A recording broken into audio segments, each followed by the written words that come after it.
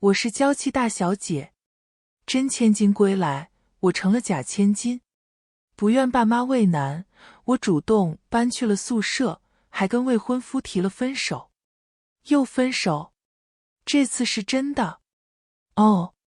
林怀旭轻笑，我不同意。他高调追妻，挥金如土，鲜花烟火极尽浪漫，奢华珠宝流水一样送到我手里。可我始终不肯见他。室友陈以宁忽然语气很冲道：江云舒，你能不吊着林怀旭吗？反正你们分手了，那我去追他，你不介意吧？眼前出现谭木，笑死，就这个直球爽。媚宝好飒。绿茶女配想玩欲擒故纵，看媚宝出手了，她又不高兴了。男主都主动求和了，不赶紧跪下谢恩，一个假千金还端架子拿瞧，真是给他脸了。矫情姐嘴上说分手，实则是想让男主追妻给他当狗。我家男主宝宝遇到他算是倒了大霉。够了，老子心疼男主。嘿，朋友，不管你现在是在挤地铁、等咖啡，还是刚放下手头的事想偷个闲，别着急划走。今天的一夜故事刚好能填满你这几分钟的碎片时光。喜欢我的朋友欢迎点击订阅分享。那我们故事开始。我呆住了。不是，你这什么表情？陈以宁声音尖利。别搞得像我抢你男朋友一样。我觉得可笑。低声些，难道光彩吗？陈以宁的脸瞬间长得通红。怎么就不光彩了？拜托大姐，你们都分手了，不要对前男友有那魔降的占有欲好吗？女配无敌了，她该不会认为自己跟男主谈过，男主就要一辈子为她守身吧？现在像女配这种人很多啊，自己得不到也不想让别人得到，明明都分手了，还不让自己闺蜜和朋友追，跟狗一样，可护食了。你们别骂女配了。林家富可敌国，男主作为 IQ180 的天才继承人，又高又帅，还有英国皇室血统，这么牛逼的宇宙高质量男性，女配护食，人之常情。在铺天盖地的谩骂声中，我抓到了重点。等等，谁跟你说的？我分手了。陈以宁啧了一声。装什么装？前几天我翻了你的手机，自己亲眼看到的。太逆天了，以至于我一时间说不出话来。哎呀，急了。我是看你这段时间状态不好，关心你来的，你不会那么小气吧？陈以宁笑嘻嘻地找补道。话又说回来，你和林怀旭是真分了吧？这是我的私事，好像不需要跟你解释吧？女配见死了，分手了也藏着掖着不说，不就是害怕我们优秀的男主宝宝流入市场吗？还好媚宝聪明，知道去翻他的手机。讲真，媚宝还是太有道德了。退一万步讲，媚宝就算真抢男主，那也不是抢女配的，人真千金还莫说话呢。不是，按照剧情，女配这时候不是应该摆出满不在乎的姿态，对媚宝说想要你就追啊，这样媚宝就能顺水推舟，毫无道德负担去追男主，最后成功嫁入豪门，打脸白莲花女配吗？女配怎么还改台词了？通过弹幕我大致明白了，原来我身处在一本破镜重圆的甜文中。林怀旭是英俊多金的男主，陈以宁是明媚大方的小太阳女主，而我是作精大小姐女配，男主的前任，促使男女主感情发酵的炮灰工具人。先是仗着家世好和林怀旭的宠爱做天做地，3天一小做，5天一大做。被爆出是假千金后还不知收敛，竟然为了一时义气踹了林怀旭，还让室友陈以宁接盘。命运的齿轮自此开始转动，陈以宁成功上位，嫁入豪门，风光无限。然后不出意外，我后悔了。用低级的手段一次次陷害陈以宁，不择手段勾引林怀旭，想要他回心转意。林怀旭动摇了，陈以宁心灰意冷离开。直到这时，林怀旭才发现我心狠手辣、蛇蝎心肠的真面目，也终于意识到他最爱的女人是陈以宁。林怀旭开始疯狂羞辱打压我，最后我沦为上流圈的玩物，被有特殊癖好的老男人肆意凌虐，凄惨死去。梳理完剧情后，我只觉得脊背一阵发凉，由不得我不信，毕竟连谭木都能看到，还有什么是不可能的？陈以宁对我的回答很不满，分个手都分1周了，你觉得正常吗？除非你根本不是真的想分手。忽然，他像是想到了什么，怪叫一声：不会吧，不会吧，难道你真的在吊着林怀旭？他们都说你吊林怀旭，我一直不相信，还为你说过话，你真是让我太失望了。陈以宁阴阳怪气道：江云舒，你又当又立的，拿捏男人的手段挺高明啊。谁家好人分手分的像他这样黏黏糊糊的？女配包在欲擒故纵的。死绿茶是这样的，表面装的人淡如菊，其实可嘚瑟了。老娘真是个万人迷，什么都不做就有人给我挥金如土。老娘天生好命，没了江家还有林家。进度条能不能快进到男主虐杀女配呢？真的不想再看到男主给女配砸钱了，有种家里男人给外头小三花钱的憋屈感，明明这些东西都应该是媚宝的。谭木对我喊打喊杀时，我手机突然响了，陌生号码，是林怀旭打来的。提分手后，我就将他的手机号拉黑了。他锲而不舍，每天都换不同的号打过来，我不想再跟他有任何牵扯。刚想挂掉，陈以宁眼疾手快，将我手机一把抢了过去接通，按了免提。听筒里传来林怀旭慵懒低沉的声线：大小姐，你终于肯接我电话了。游刃有余的态度。下来吧，我在你宿舍楼下。楼下传来一连串的尖叫声，我探头看了一眼，宿舍楼下停着一辆黑色宾利，后备箱是打开的，铺满了整整一车厢娇艳欲滴的玫瑰花，花海中央摆着一套顶级珠宝，在冬日熹微的阳光照射下闪烁着璀璨光泽。林怀旭穿着件黑色风衣，身材挺拔修长，斜靠着车门打电话，帅得惨绝人寰。陈以宁瞬间脸红，神色有些娇羞。学长，是我。电话那头顿了下，陈以宁也不尴尬，落落大方地介绍自己。上次江云舒过生日，我给你挡过酒，还记得吗？生日那天，很多人给林怀旭敬酒，他胃不好，我拦着不让他喝，大家纷纷揶揄我是护肤狂魔。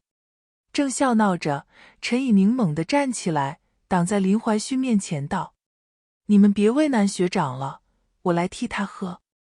包间里静了一瞬，来参加生日宴会的都是圈内朋友和发小，大家对陈以宁这样的生面孔并不买账。有人皮笑肉不笑道：这个妹妹有意思，竟要给月哥挡酒呢。人家正牌未婚妻在这呢，轮得到你说话么？陈以宁咬着唇，满脸倔强道：我路见不平，拔刀相助不行吗？你们所有人加起来都喝不过我，今天谁不喝谁就是孬种。生日局失控，变成了拼酒局。陈以宁以一己之力将所有人都放倒了，他小脸红透了，跌跌撞撞扑进林怀旭怀里。学长，我赢了。林怀旭推开他，嘴角噙着一丝笑，风流浪荡。小姐，我可是有女朋友的男人，你想害死我吗？陈以宁歪头，一脸认真。我保护你啊。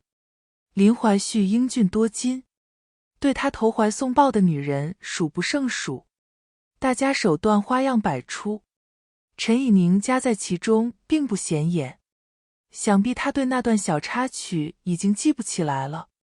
就在这时，听筒里传来林怀旭漫不经心的声音：“小姐，我还没有老到有健忘症的年纪。”檀木瞬间沸腾起来：“啊，我就说男主不可能忘，我磕的 CP 简直仙品，我愿称之为史上最伟大的一见钟情。你们细品小姐这2个字，男主声音好酥好温柔，我心都要化了。媚宝自信又大方，再冷漠的男人看到媚宝都会心动的。”陈以宁言笑晏晏：“学长说话可真有趣。”说着，他瞥我一眼。这通电话如果不是我接了起来，江云舒就挂掉了。他不会跟你复合的，学长别纠缠他了，我不想看到你这么好的人被渣女玩弄。那头短暂安静了几秒，听筒里便传来点燃打火机的声音。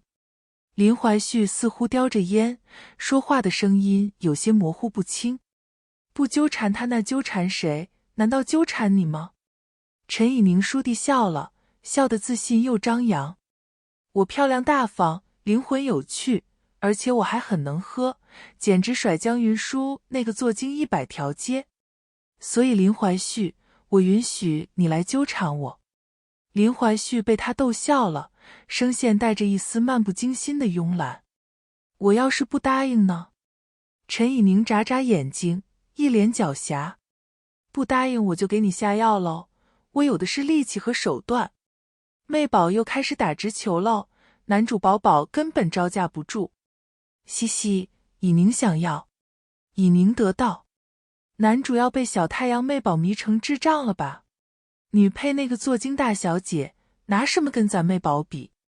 停停停，女配都已经被江家扫地出门了，冒牌货算什么大小姐？少给她脸上贴金好吗？好的，我不想再听下去，伸手去拿手机。手机还我？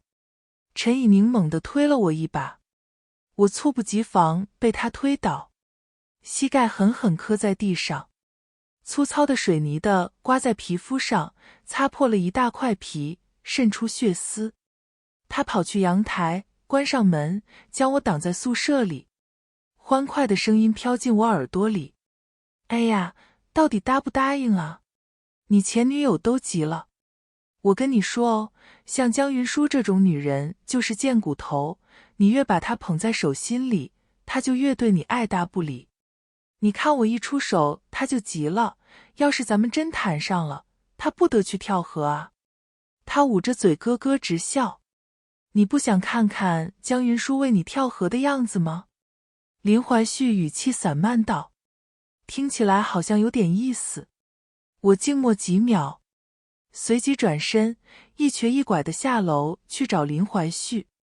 他还在通电话，听到脚步声，扭头看向我，视线先落在我脸上，又移向我瘸着的腿，眉头蹙了起来。怎么回事？我没回答，朝他伸手：“手机给我。”林怀旭将手机递给我，挑眉轻笑：“有危机感了？现在后悔还来得及。”我低头帮他存陈以宁的手机号码，跳出名字：侠女小姐。原来他早就存了陈以宁的号码，还加了微信。难怪陈以宁这段时间朋友圈发得挺勤，他以前可是从不发朋友圈的，还看不惯人家发。谁家好人旅个游天天发朋友圈，生怕人家不知道你出国了是吧？还豪门千金呢，炫富炫得好低级好小家子气。还有大家都是女人，晒自拍什么心思自己知道，不就是为了钓男人吗？真是对媚男姐莫招了。宿舍激人，我喜欢晒旅游，室友喜欢晒自拍，他就差点我们明了，还要嘻嘻哈哈道：“不要对号入座哦。”我这人性格直，不喜欢弯弯绕绕，没有内涵谁的意思。很难想象，这样的人竟然是女主。我默了默，将手机丢给林怀旭。既然存了陈以宁的号码，麻烦直接打给他，不要拿我当套使，我嫌脏。林怀旭语气淡了下来。江云舒，你确定要一直这样跟我说话？我都已经递台阶了，你不踩着台阶下来，还要赌气到什么时候？做也要有个限度，莫人有耐心没完没了哄你。我和林怀旭从小就定下了娃娃亲，是青梅竹马，也是死对头。我看不惯他花心浪荡，女朋友换了一茬又一茬。他看不惯我大小姐脾气，是美行凶。虽然互相看不顺眼，可我们谁都没有反对这门婚事。家族联姻在乎的是利益，有没有爱情，是否厌恶对方都不重要。不出意外的话，我们会和圈内无数联姻夫妻一样，貌合神离的过一生。转捩点是高考结束那个暑假，班长跟我告白时，无意间被林怀旭撞见，他正搂着一个漂亮的女生招摇过市，似笑非笑的插话：别妄想了，他不喜欢书呆子。我对班长没有男女之情，但也厌恶林怀旭这样伤害别人的感情。在班长失落离开后，我抬手扇了林怀旭一巴掌。林怀旭眼神阴鸷：江大小姐，你该不会真喜欢那个四眼田鸡吧？我扫了一眼他旁边的漂亮女生：你管我喜欢谁？反正无论喜欢谁，都不会喜欢你这个烂黄瓜。转身要走时，他猛地拽住我的手腕，将我抵在墙角吻了上来。这个吻强势又霸道，我推不开。在他舌头企图撬开我齿关时，用力咬了他一口，铁锈味弥漫在唇齿间。他却像是被咬爽了，衔着我的唇，越吻越深。我抬膝踢他裆部，林怀旭眼疾手快抬手挡住，低低溢出一声笑：怎么这么狠？踢坏了以后还怎么伺候你？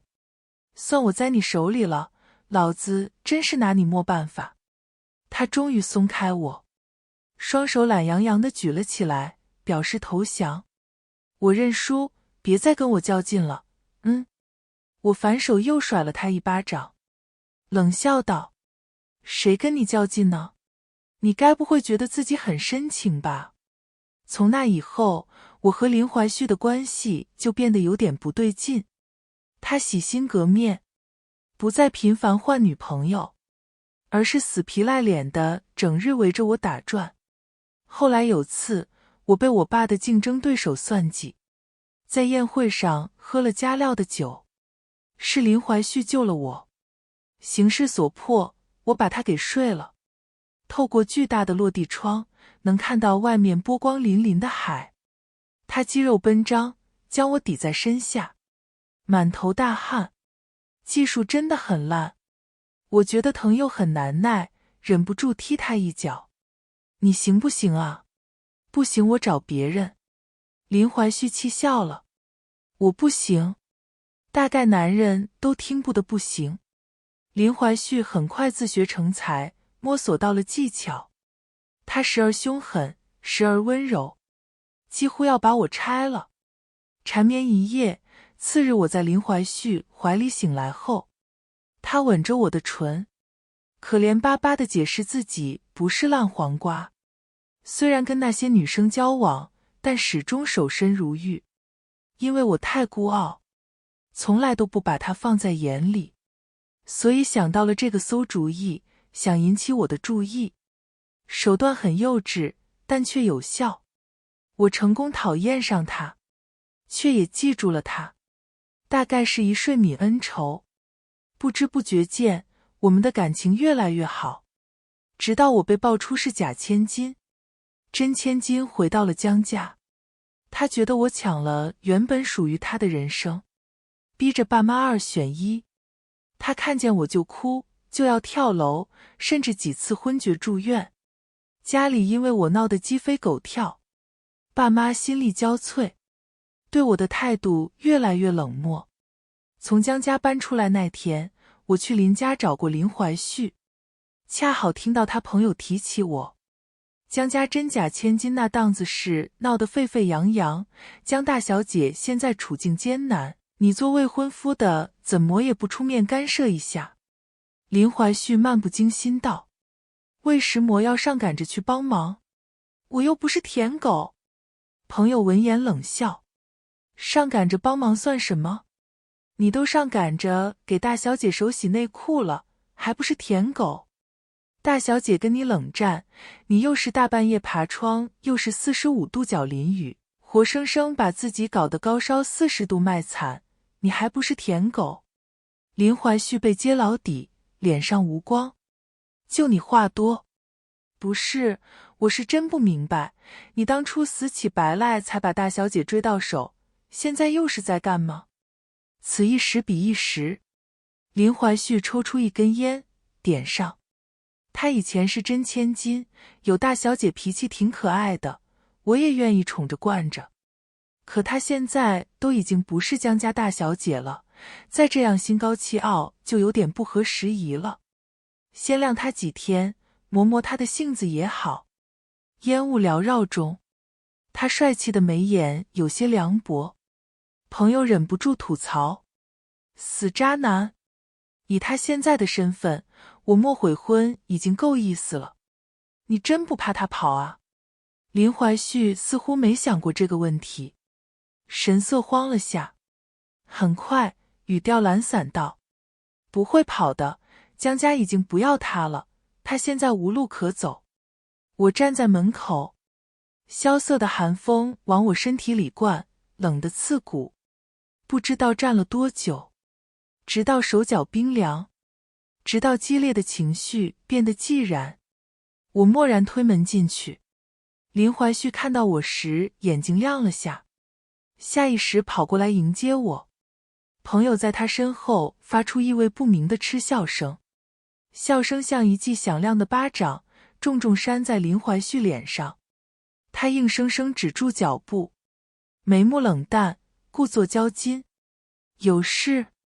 他直勾勾地看着我，满脸写着快来求我啊，求我就帮你的暗示。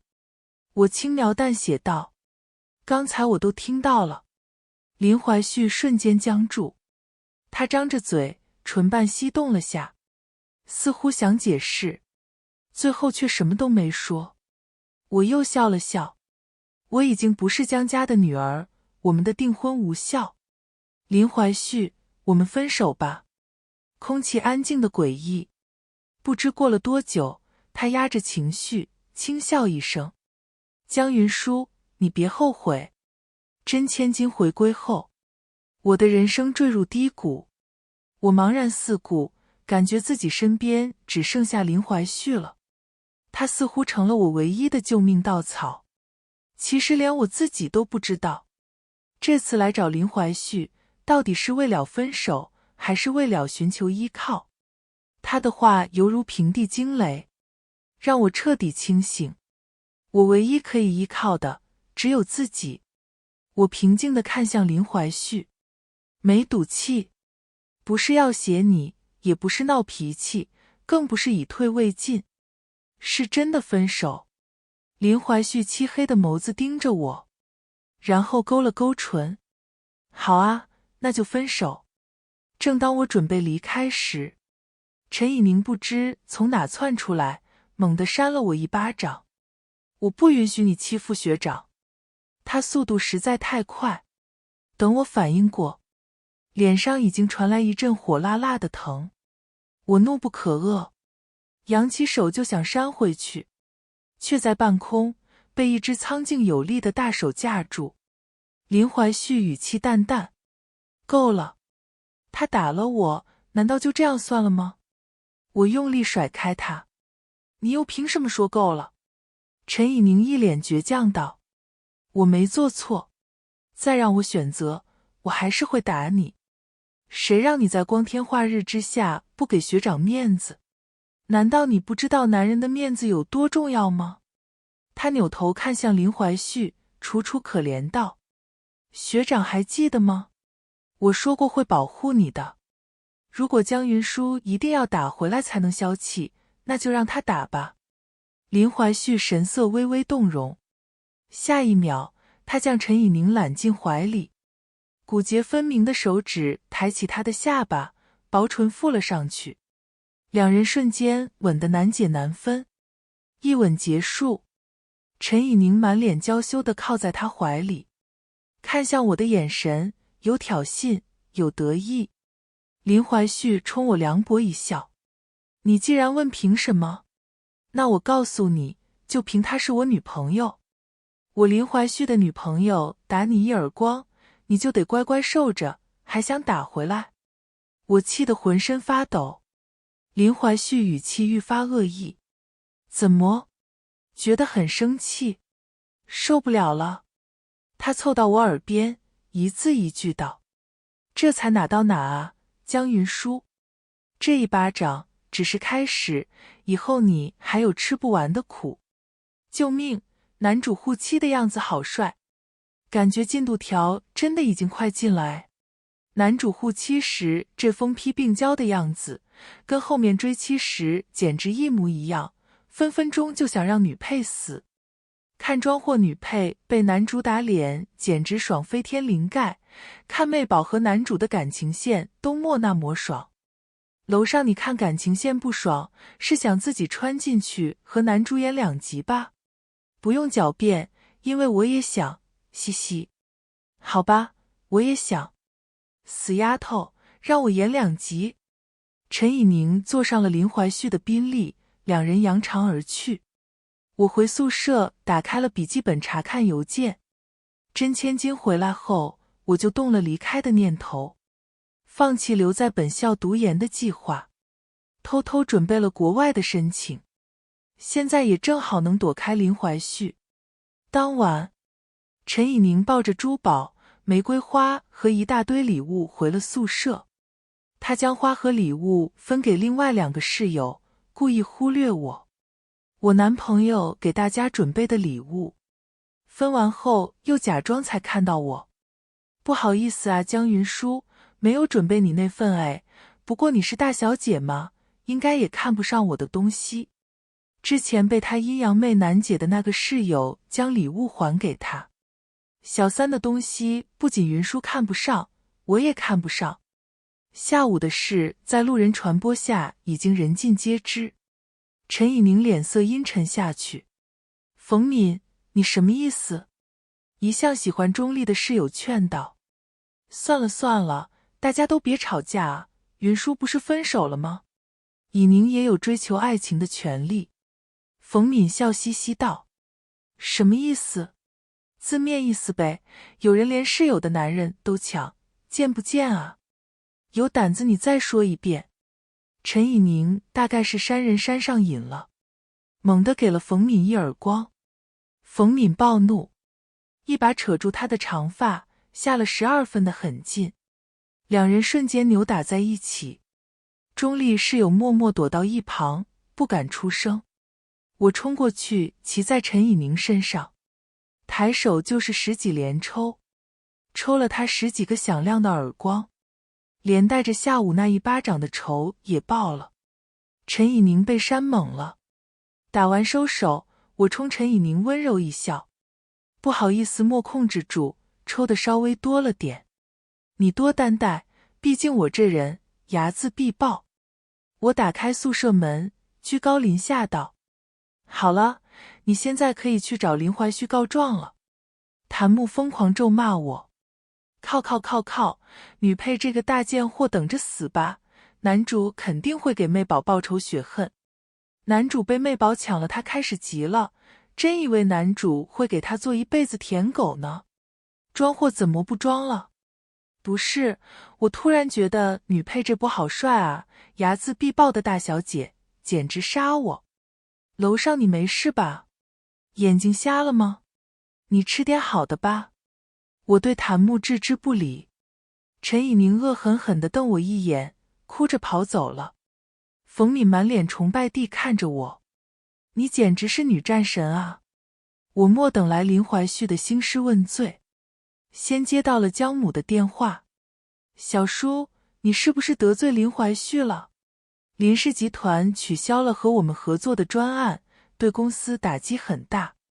他声音里满是疲惫。你给他道个歉，让他高抬贵手好不好？爸妈好歹养你一场，算妈妈求你了。电话那头，江母的声音带着我从未听过的卑微和颤抖。我握着手机，指尖冰凉。我早已做好了林怀旭会报复的准备，但莫料到他会冲着江家去。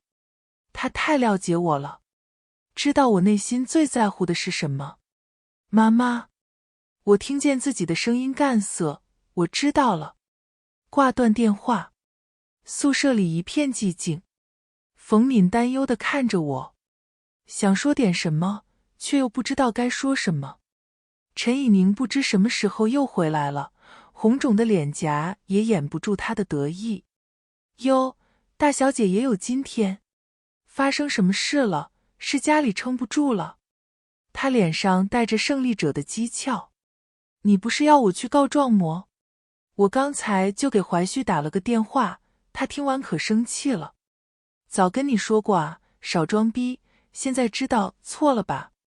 我没理他，径直走到阳台，拨通了那个我以为再也不会主动联系的号码。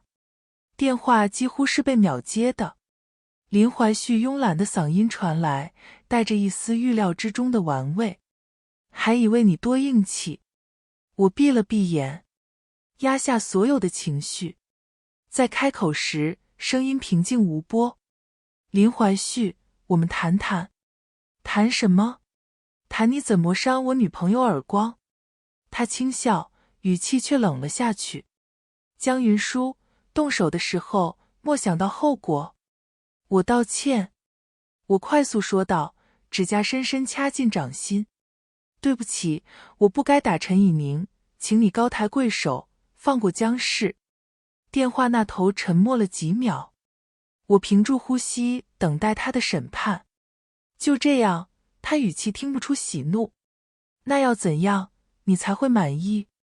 我听见自己的声音在微微发抖，不是害怕，是极力压抑的愤怒。今晚9点，月色会所顶层包厢。他报出一个地址，你过来，当面道歉。电话被挂断了，听着电话里的忙音，我深呼吸。冬日的寒风刮在脸上，像刀子一样。来了来了，虐渣打脸的爽文剧情马上就要来了。男主宝宝好帅啊！为了给妹宝出头，不惜动用集团的力量。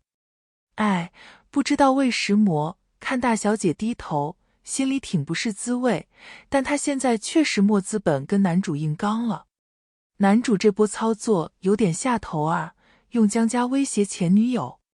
楼上懂什么？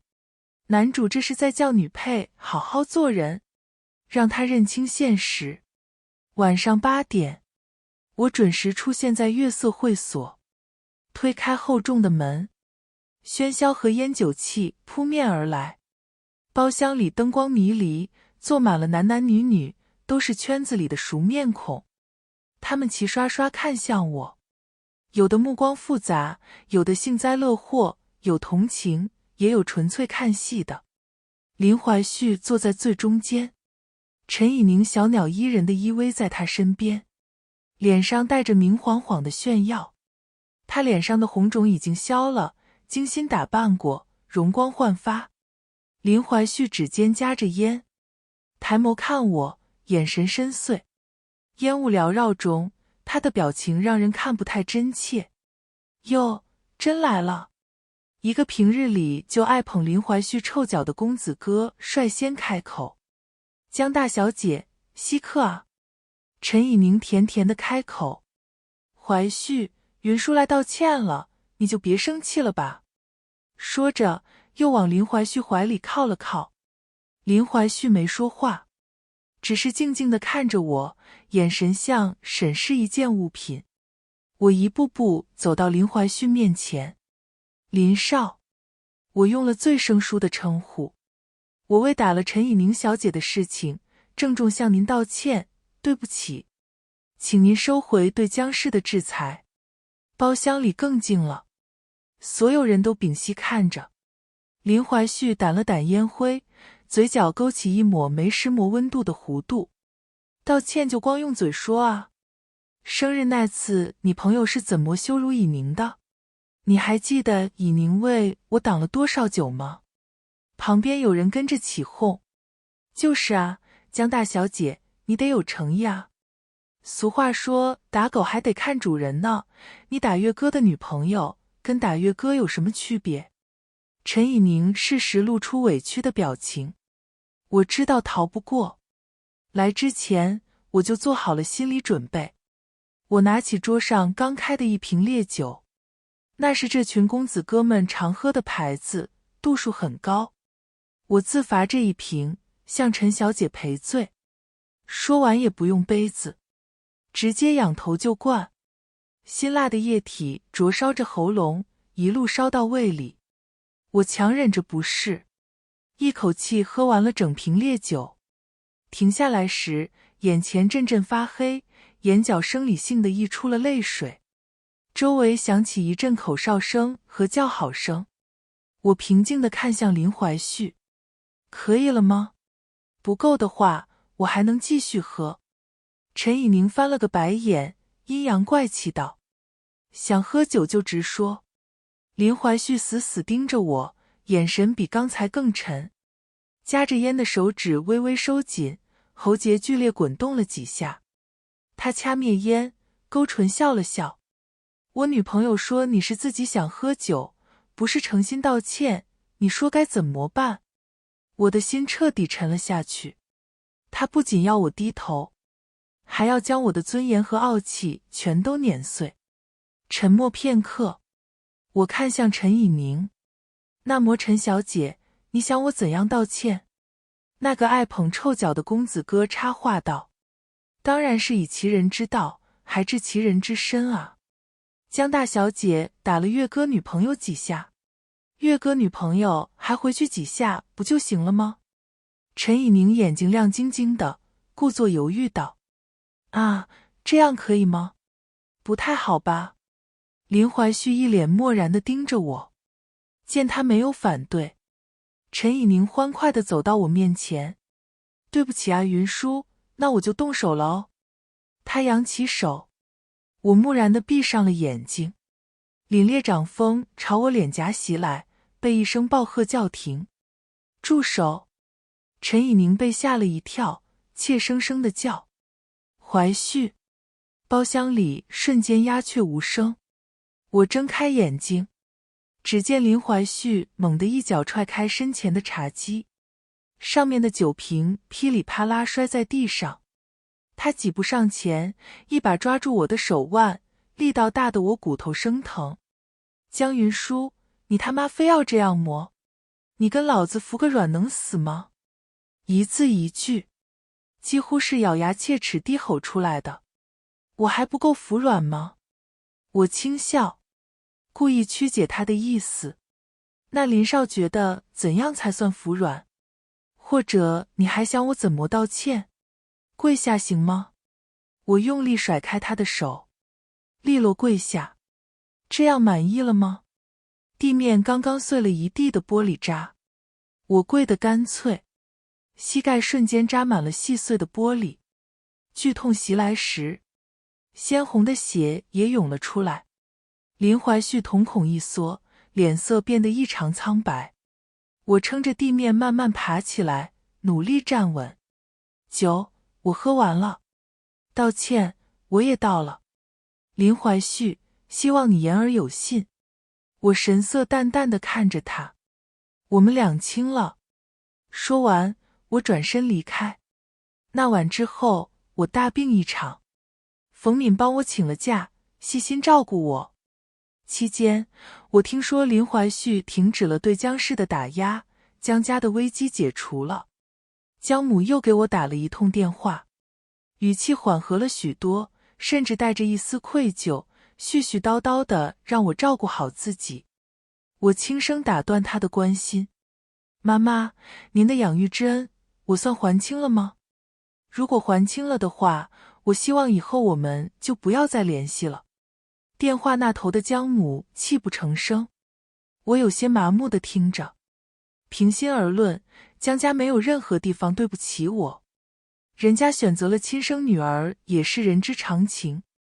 可我是人不是机器，被最爱的家人驱逐，我没办法做到丝毫不介怀。病好那天，我收到了那封期待已久的邮件。我申请的那所国外顶尖艺术学院不仅给了我 offer， 还因为我提交的作品集格外优秀，授予了我一笔额度可观的全额奖学金。看着邮件，我笑了起来，笑着笑着，眼泪就流了出来。我没有告诉任何人我的去向，尤其是林怀旭和陈以宁。就在我准备离开的前一天，陈以宁再次堵住我。你知道吗？我以前真的很羡慕你，拥有那么多漂亮的衣服，有用不完的奢侈品，不会为了金钱而烦恼，家世给了你足够的底气。还好老天没有薄待我，你曾经所拥有的一切，如今我也全都有了。他拎起手上最新款的奢侈品包包，志得意满道：我承认我早就看上林怀旭了，毕竟那么优秀的男人，看上也不奇怪吧。但比起林怀旭那张脸，我更喜欢他林家太子爷的身份。你这个冒牌货，在江家当了20年的公主，根本不知道普通人想要翻身有多难。我从偏远山村一步一步走到北京，我付出了我能付出的所有。我每次考试都能考第1名，以我们县状元的身份考进咱们学校，我以为自己足够优秀。可进入大学后，我才发现天下英雄如过江之鲫，我其实什么都不是。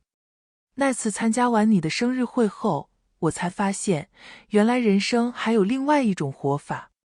从小我就不甘心，不甘心平凡，不甘心碌碌无味，不甘心只做普通人。为了往上爬，我可以不择手段，也可以利用一切。我知道林怀旭爱的人是你，可那又怎样？我爱的也不过是他的钱。我对你已经够客气了，毕竟我没有插足你和林怀旭，毕竟是你自己非要分手，对吧？我以身入局，帮你接盘你不要的男人，所以江云舒，你得感谢我。媚宝目标明确，头脑清醒，主动出击，这才是我想看的大女主文好吗？女人就是要野心勃勃，要去争，去抢，去厮杀。媚宝纯纯把男主当搞钱工具人啊，根本就不爱他，真的好爽啊！女配这个伪天龙人哪来的脸看不起媚宝？如果剧本互换，女配早就被卖给山里的瘸腿老光棍，生了10几个孩子了。而我们媚宝却能靠着自己走上人生巅峰。我平静地看着他，恭喜你啊，得偿所愿。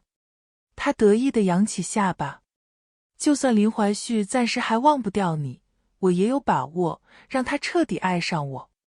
恋爱脑的男人才更好掌控，不是吗？我淡淡一笑。那你加油哦，好好干。这时我的手机又响了，是银行到账提示。我之前利用积蓄和以前攒下的人脉，偷偷做的一个小型投资专案的分红到账了，数字颇为可观，足够我在国外安心生活学习一段时间。我露出一个真心的笑容。经济独立才是人格独立的基石。3年后，我刚指挥模特们完成最后一套 look 的展示，很累，但内心充满了成就感。作为这场发布会的主设计师之一，我的作品得到了业界不少权威的认可。在国外的这3年，我把自己活成了一块海绵，疯狂学习，吸收知识，磨练技艺，不停创作。这期间不是没有遇到过困难，但我都咬牙挺过来了。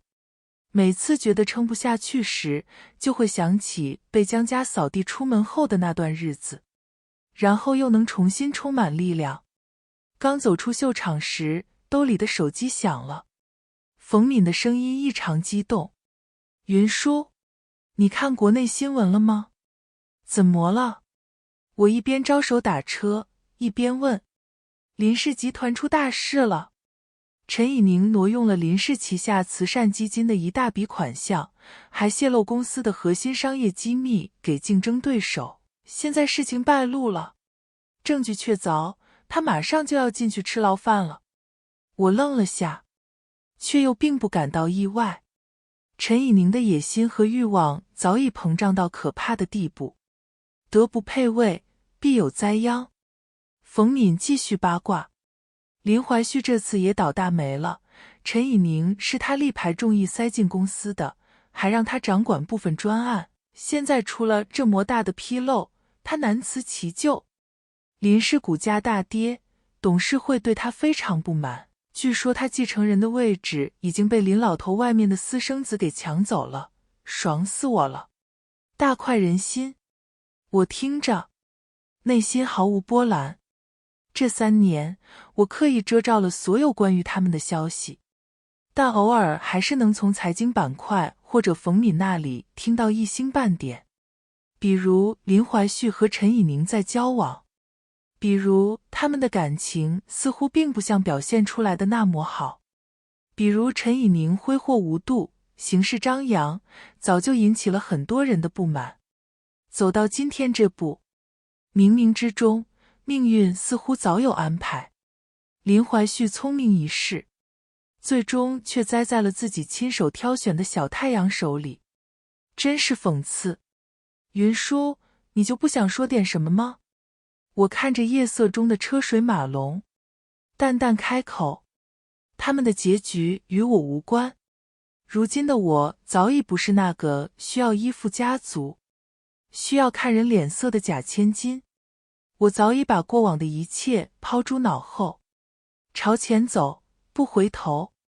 如果你喜欢今天的故事，不妨把它分享给身边的人，让一份小温暖变成2份、3份。下一期一页故事，我们还会带来新的一页惊喜，可能是关于梦想，关于陪伴，也可能是关于不期而遇的感动。记得准时来赴约，咱们下期不见不散。